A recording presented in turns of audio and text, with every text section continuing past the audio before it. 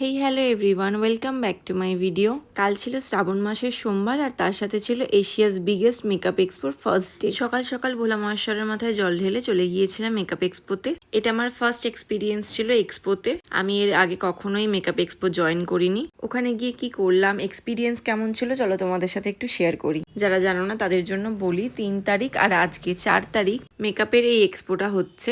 আমি কালকে গিয়েছিলাম কিন্তু আমি ভীষণ টায়ার্ড ফিল করছিলাম আজকে সকালে, তাই আজকে আর যাইনি।